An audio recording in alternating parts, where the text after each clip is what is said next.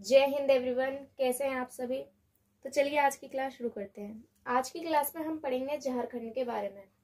झारखंड का टॉपिक में बहुत कुछ हमें स्टैटिक पढ़ने को मिलेगा और बहुत कुछ हमें इतिहास से हम कोशिश करते हैं हर राज्य से कुछ ना कुछ इतिहास से रिलेट करते हुए चले।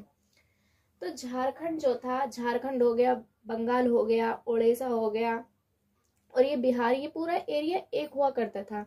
क्या हुआ, 1912 में बंगाल से बिहार अलग कर दिया गया।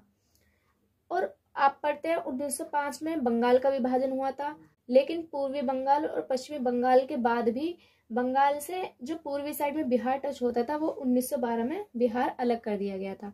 फिर 1936 में बिहार से ओडिशा अलग हुआ था और 2000 में बिहार से झारखंड अलग हुआ था। तो 2000 में कब हुआ था, 15 नवंबर 2000 को बिहार से ये अलग हुआ था। झारखंड का जो एरिया है इसमें एसटी जो कास्ट के लोग हैं, शेड्यूल्ड ट्राइब, इनकी संख्या बहुत ज्यादा है, अधिकता है इनकी। और यहाँ पर खनिज संपदाएं बहुत है।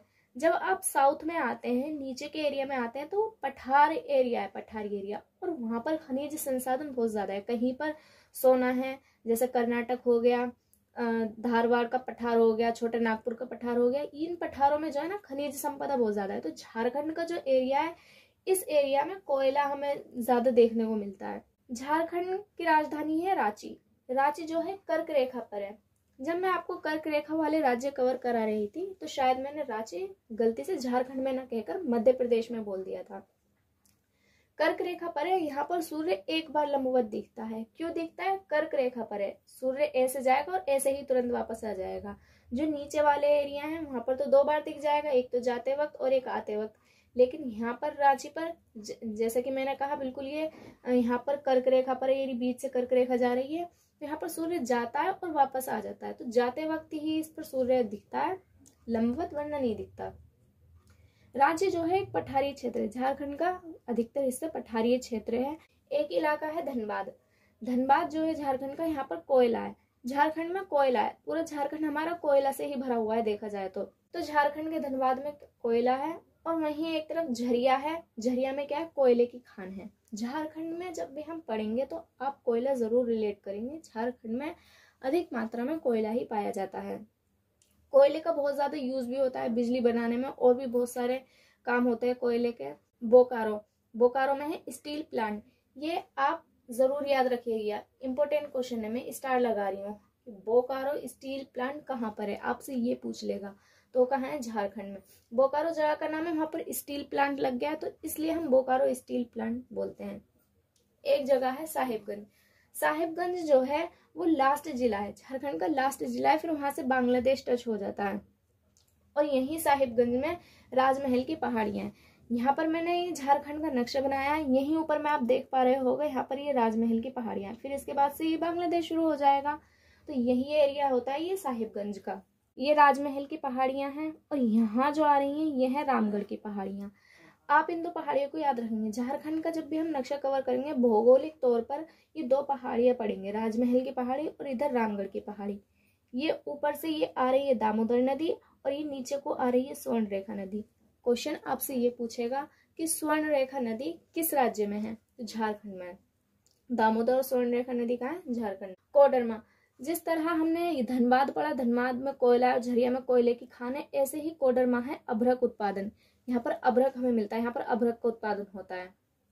जमशेदपुर बहुत ही फेमस शहर है जमशेदपुर। जमशेदपुर में टिस्को यानी Tata iron and steel company, इसकी स्थापना हुई थी। कब हुई थी, 1907 में। ये इसकी स्थापना जब भी हुई थी जब अंग्रेजों का समय चल रहा था। कहाँ पर हुई थी, झारखंड में। झारखंड में कहाँ, जमशेदपुर में टिस्को की स्थापना, Tata iron and steel company. Jharkhand में अगर राष्ट्रीय उद्यान की बात करें तो है एक बेतला राष्ट्रीय उद्यान। बेतला राष्ट्रीय उद्यान हमें झारखंड में मिलेगा। और झारखंड में अगर सीमेंट उद्योग की बात करें, एक फेमस सीमेंट उद्योग तो चाईबासा, झारखंड के चाईबासा में है सीमेंट उद्योग। आप देख रहे होंगे यहाँ पर संसाधन है, खनिज संपदा है, कोयला है, अभ्रक है, सीमेंट है, तो कच्चा माल आसानी से मिल जाता है। जहाँ कच्चा माल होता है तो जाहिर सी बात है उसी राज्य में फैक्ट्री लेकर जाएंगे, वहीं फैक्ट्रियां बनाएंगे। क्योंकि अगर कच्चा माल झारखंड में है तो ऐसा तो है नहीं हम गुजरात में फैक्ट्री बना लेंगे।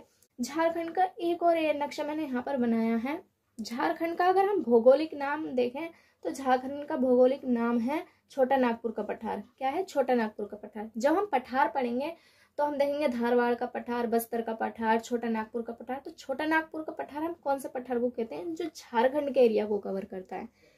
तो हमने छोटा नागपुर का पठार झारखंड न कहकर बल्कि झारखंड के एरिया को भौगोलिक तौर पर हमने छोटा नागपुर का पठार कह दिया। झारखंड को भौगोलिक तौर पर हमने छोटा नागपुर का पठार कह दिया। ये छोटा नागपुर का पठार 3 पठार कवर करता है। एक ये हिस्सा हजारीबाग का पठार, दूसरा कोडरमा का पठार और तीसरा ये नीचे का रांची का पठार। ये जो ऊपर आप हजारीबाग का पठार देख रहे हैं, जब 1942 में भारत छोड़ो आंदोलन हो रहा था। कब? 1942 में। जब 1942 में भारत छोड़ो आंदोलन हो रहा था तो जयप्रकाश नारायण यहाँ से चले गए थे, भाग गए थे। कहाँ चले गए थे? नेपाल चले गए थे। और वहां पर जाने के बाद इन्होंने नेपाल में आजाद दस्ते का गठन किया था। हमारा पठार भी कवर हो चुके हैं, पहाड़ी और नदी भी कवर हो चुकी हैं। कैसे कैसे? बंगाल, बिहार, झारखंड ये एक दूसरे से अलग हुए थे, ये भी कवर हो चुका है। और हमने कुछ स्टैटिक भी इसमें कवर कर लिया है। तो झारखंड में इतना ही था। इसके आगे हम अपना नेक्स्ट कोई स्टेट कवर करेंगे। आज की वीडियो में इतना ही। तब तक के लिए जुड़े रहिए क्यूरियस एजुकेशन एरा से। Thank you so much.